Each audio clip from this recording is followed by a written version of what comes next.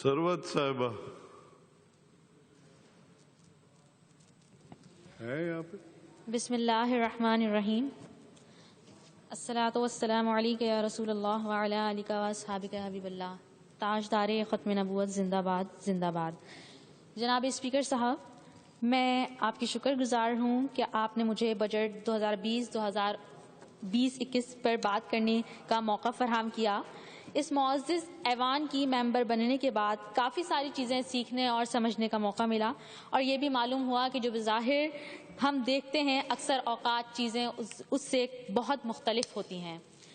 जनाब स्पीकर साहब, सबसे पहले मैं SDGs पर बात करूँगी। SDGs पर काम करना बतौर रियासत हमारी ज़िम्मेदारी है।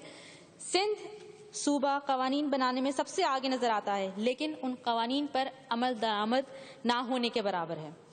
SDGs गोल 16 हुकूमतों की शफ़ाफ़ियत और एहतसाब के मुताल्लिक है, जिसके ज़रिए सूबे की शहरी तमाम महकमे से मालूमात हासिल करने का हक रखते हैं।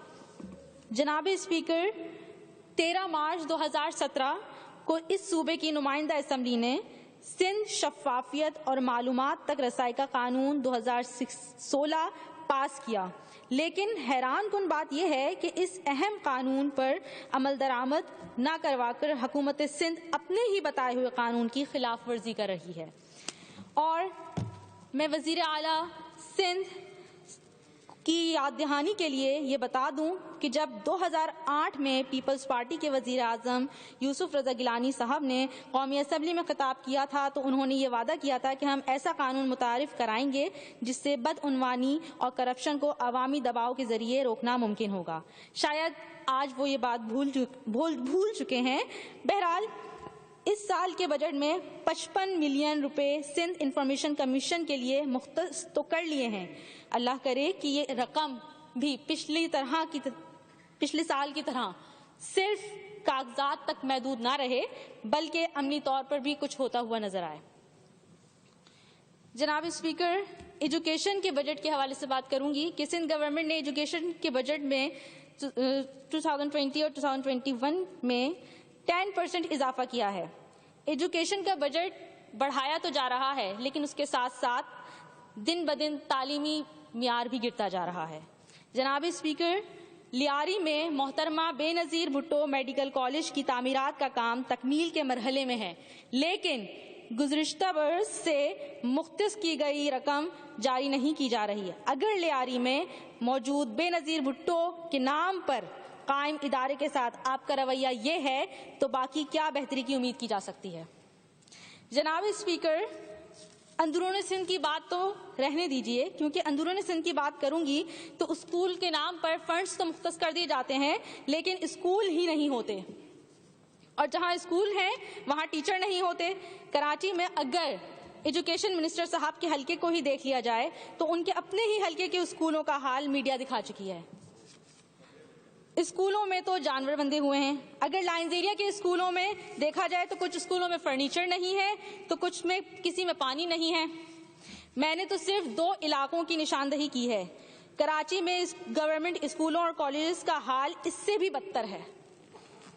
हमारे एजुकेशन मिनिस्टर को तौफीक ही नहीं होती कि पासमानदा इलाकों के स्कूलों और कॉलेजेस के लिए टाइम निकालकर विजिट ही कर लें।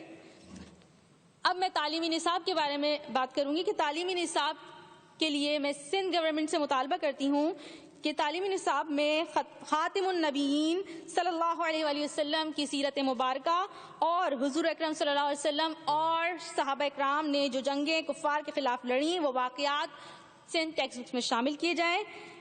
यह हमारे लिए बड़े शर्म की बात है कि हमारी नस्ल किताबों में पढ़ने के बजाय तुर्क ड्रामे में देख रही है कि सुल्तानत उस्मानिया कैसे कायम हुई। जनाब स्पीकर, हेल्थ बजट में सिंध हुकूमत ने 2020-21 में 16% इजाफा करके 132 बिलियन रुपए मुख्तस किए हैं।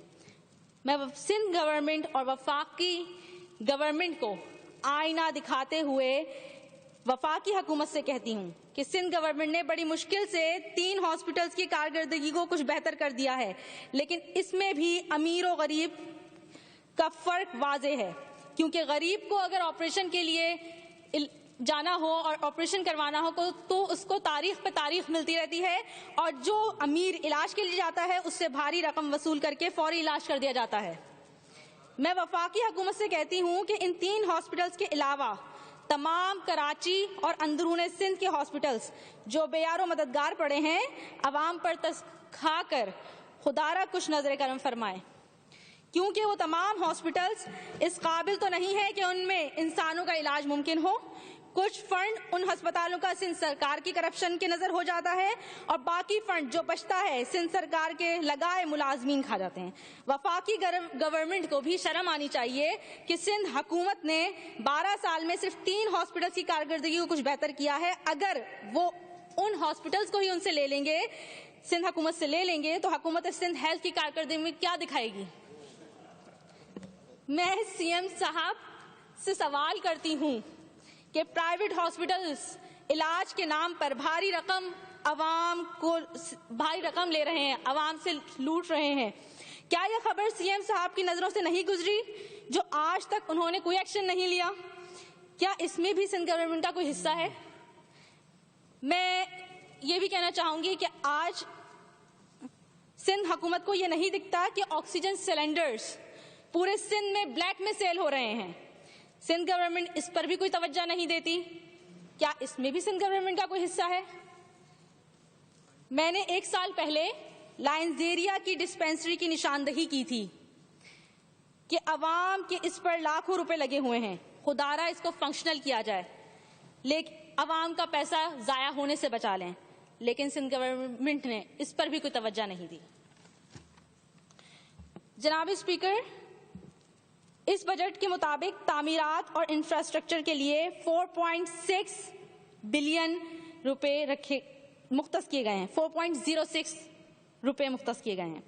بڑے افسوس کی بات ہے، کراچی جو سندھ کے بجٹ میں تقریباً 90% کنٹریبیوٹ کرتا ہے، اس کے لیے کوئی نیا میگا پروجیکٹ نہیں رکھا گیا۔ کراچی اور اندرون سندھ میں گورنمنٹ کی اربوں خربوں کی زمینیں قبضہ ہو رہی ہیں، کیا سندھ گورنمنٹ کو دکھائی نہیں دیتی؟ سالوں سے سندھ بلڈنگ کنٹرول اتھارٹی نے لوگوں سے لاکھوں روپے رشوت لے کر غیر قانونی عمارتیں بنانے کی اجازت دی۔ جن لوگوں نے اپنی زندگی کی جمع پونجی لگا کر وہ عمارتیں خریدی، آج انہیں کہا جاتا ہے یہ غیر قانونی عمارتیں ہیں۔ میں سندھ گورنمنٹ سے سوال کرتی ہوں کہ جب SBCA نے یہ غیر قانونی عمارتیں بنانے کی اجازت دی تو اس وقت ایکشن کیوں نہیں لیا اس کے خلاف؟ خدارا ان عمارتوں میں رہنے والی غریب عوام کے ساتھ انصاف کرتے ہوئے متبادل رہائش دی جائے۔ آج سندھ بلڈنگ کنٹرول اتھارٹی کے مطابق کراچی میں 400 عمارتیں مخدوش قرار دی گئی ہیں، جس میں 50 عمارتیں ہیریٹیج ہیں۔ سی ایم صاحب اور منسٹر ورکس اینڈ سروسز کو توجہ دلاتی ہوں کہ کراچی میں یہ گزشتہ 6 ماہ میں 3 عمارتیں زمین بوس ہوئی ہیں، جس میں لوگوں کا مالی اور جانی نقصان ہوا ہے۔ ابھی تک ان متاثرین کے لیے کوئی متبادل رہائش کا کوئی بندوبست نہیں کیا گیا ہے۔ حادثے کے بعد تحقیقاتی کمیٹیاں بنا دی جاتی ہیں، نتیجہ کوئی نہیں نکلتا۔ کراچی میں مخدوش عمارتوں کو سندھ گورنمنٹ خالی کرنے کا نوٹس تو دے دیتی ہے، لیکن 12 سال سے آج تک سندھ گورنمنٹ نے ان مخدوش عمارتوں کے رہائشیوں کے لیے متبادل جگہ فراہم نہیں کی۔ میں سی ایم صاحب اور منسٹر ورکس اینڈ سروسز سے مطالبہ کرتی ہوں کہ مخدوش عمارتوں کے رہائشیوں کو متبادل جگہ فراہم کرنے کے لیے بجٹ میں رقم مختص کی جائے۔ میں ٹرانسپورٹ کے حوالے سے بات کروں گی جناب اسپیکر صاحب۔ صوبے بھر میں آج عام لوگوں کی سفری سہولیات کا جائزہ لیا جائے تو ہم بطور صوبہ بہت پیچھے رہ گئے ہیں۔ 12 سال سے پیپلز پارٹی کی حکومت ہے صوبے سندھ میں، لیکن آج تک عوام کے ریلیف کے لیے ایک بس تک نہ دے سکی۔ تو خدارا عوام کے پیسے کو صحیح طریقے سے یوٹیلائز کر کے ان کو بس ٹرانسپورٹ کی سہولت فراہم کی جائے کہ جس طرح کہ ان کی مشکلات کو حل کیا جائے۔ ہم اپوزیشن میں بیٹھ کر چاہے جتنا بھی سندھ گورنمنٹ کو شرم دلا لیں، سندھ گورنمنٹ کو شرم تو آتی نہیں ہے۔ عوام کو دکھانے کے لیے بجٹ سیشن رکھا جاتا ہے، بجٹ اسپیچز ہوتی ہیں، لیکن سندھ سرکار نے کرنی اپنی ہی ہوتی ہے۔ چاہے ہم توجہ دلاؤ نوٹس دیں، چاہے ہم قرارداد پیش کریں، چاہے ہم عوام کے بھلے کے لیے کوئی اسکیم پیش کریں، سندھ گورنمنٹ کو کرپشن سے فرصت ہی نہیں ملتی کہ وہ اپوزیشن کی مان لیں۔ شکریہ۔